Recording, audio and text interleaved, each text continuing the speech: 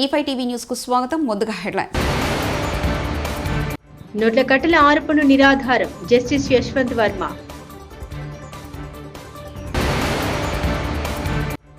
BRS కార్యకర్తల మీద అక్రమ కేసులు పెట్టే పోలీసుల పేర్లు రాసుకుని పెట్టుకోండి. కేటీఆర్.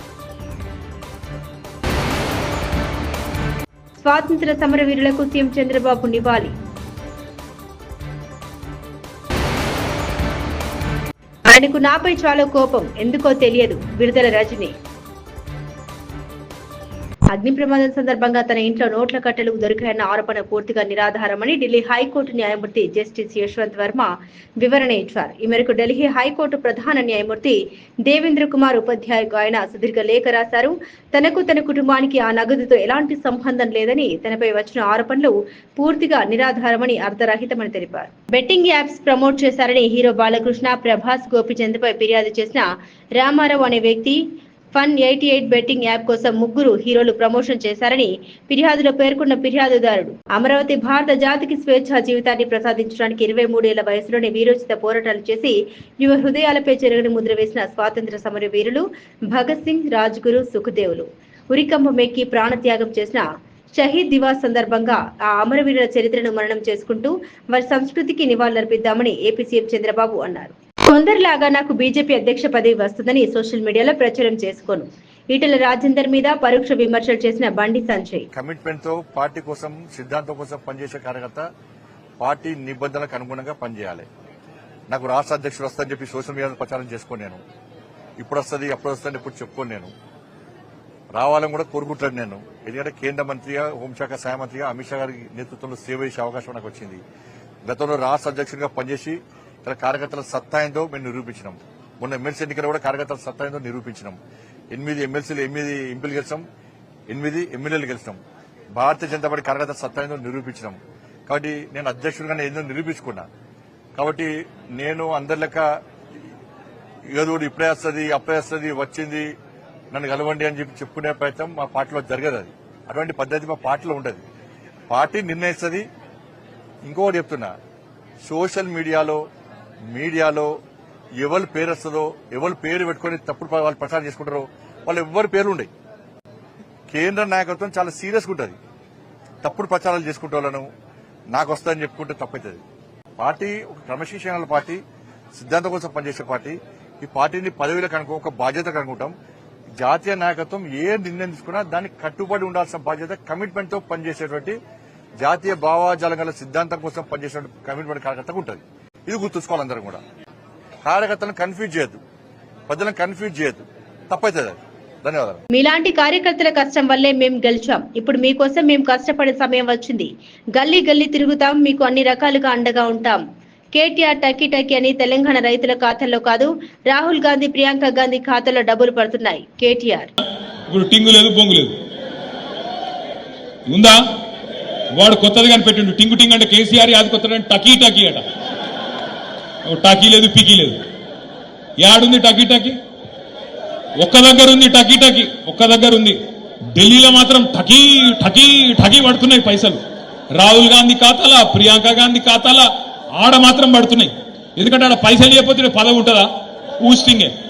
కాబట్టి పైసలు అక్కడ పడుతున్నాయి. ఇక సంపుడు మాత్రం ఇక్కడ చంపుతా ఉన్నారు. నేను కూడా మీకు మాటిస్తున్నా, మీరందరు కష్టపడితేనే ఇక్కడ మేము కూర్చున్నాం. మీకోసం ఇప్పుడు మేము కష్టపడే టైం వచ్చింది. తప్పకుండా గల్లీ గల్లీ తిరుగుతాం, చెమట వడుపుతాం, గల్లీ తిరుగుతాం. మీ గెలుపులో మేమందరం కూడా మీకంటే ఎక్కువ కష్టపడతాం. ఇది నా మాట. అన్ని రకాలుగా మీకు అండగా ఉంటాం. మీరు గెలిచి వచ్చే విధంగా పనిచేస్తామని చెప్పి కూడా నేను మాటిస్తా ఉన్నా. అకాల వర్షానికి నష్టపోయిన పంటలను పరిశీలించిన బీఆర్ఎస్ ఎమ్మెల్యే హరీష్ రావు సిద్దిపేట నియోజకవర్గం నారాయణరావుపేట మండలం లక్ష్మీదేవిపల్లి గ్రామంలో నిన్న రాత్రి కురిసిన అకాల వర్షం కారణంగా నష్టపోయిన పంటను పరిశీలించారు మాజీ మంత్రి ఎమ్మెల్యే హరీష్ రావు. ఏ గ్రామ దేవత ఉన్నా, ఏ రాముడు ఉన్నా, ఏ గ్రామ దేవతలు ఉన్నా అని రేవంత్ రెడ్డికి కొద్దిగా జ్ఞానోదయం కలిగించమని విరోధ పత్రాలు ఇస్తాం. అంతకు మీరు మా ఎంబడి ఉండి మాట్లాడుతూ నేను రోజు చూస్తా సార్. టీవీ చూడండి, నేను బయటకు వెళ్ళా.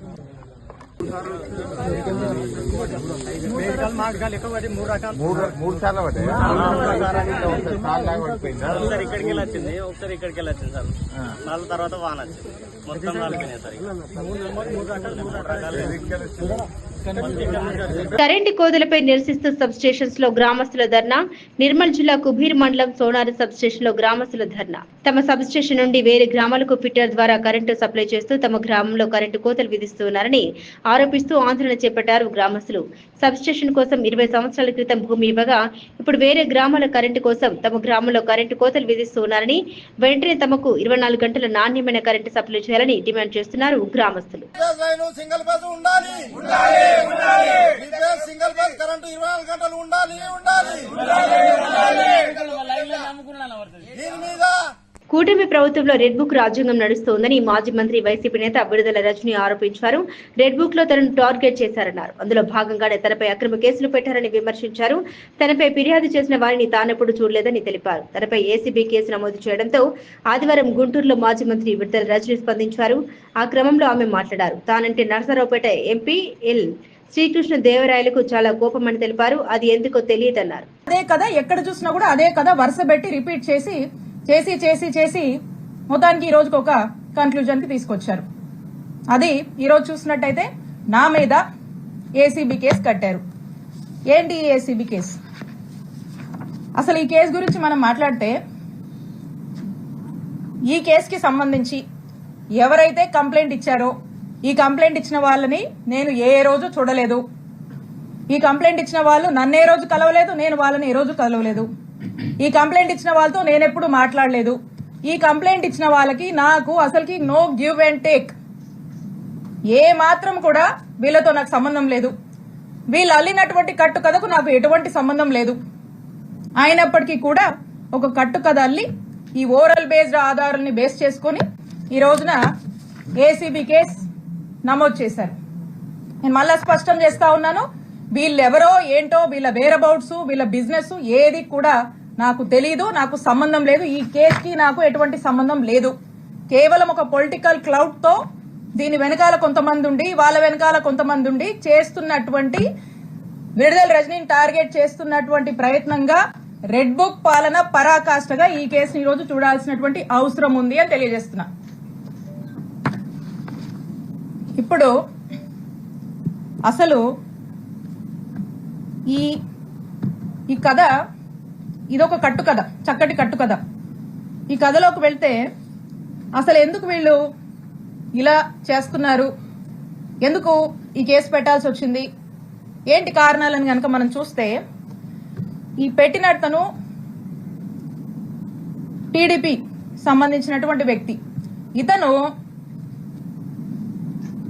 ఇతను ఈ కథకి వీళ్ళని ముందుండి నడపడానికి గల కారణం ఒక డైరెక్టర్ ఉన్నాడు.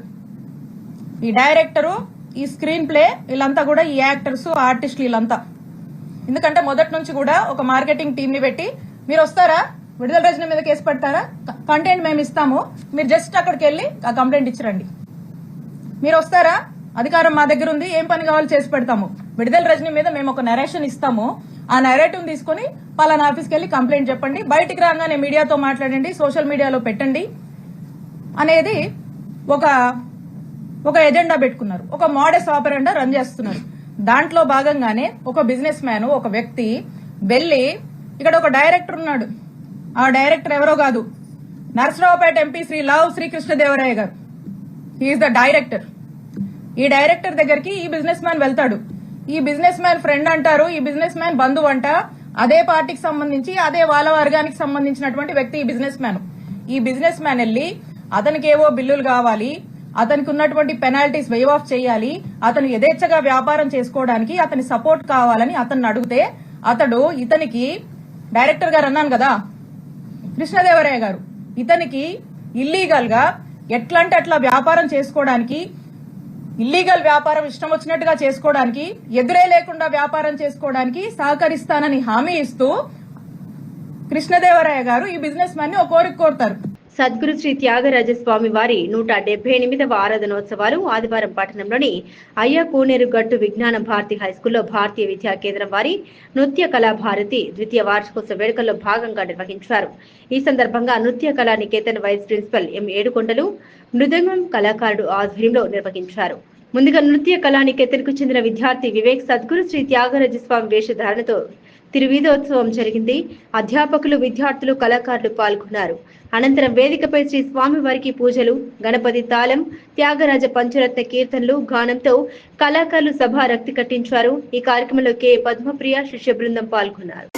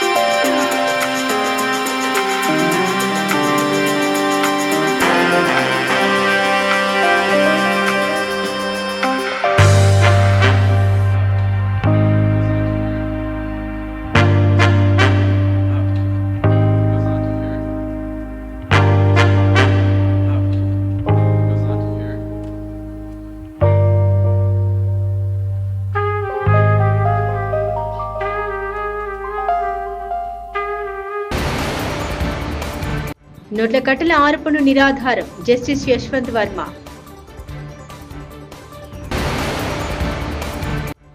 బీఆర్ఎస్ కార్యకర్తల మీద అక్రమ కేసులు పెట్టే పోలీసుల పేర్లు రాసుకుని పెట్టుకోండి కేటీఆర్. స్వాతంత్ర సమరవీరులకు సీఎం చంద్రబాబు నివాళి. ఆయనకు నాపై చాలా కోపం, ఎందుకో తెలియదు విడుదల రజని. ఇవి బులెటిన్ విశేషాలు. చూస్తూనే ఉండండి E5 టీవీ న్యూస్.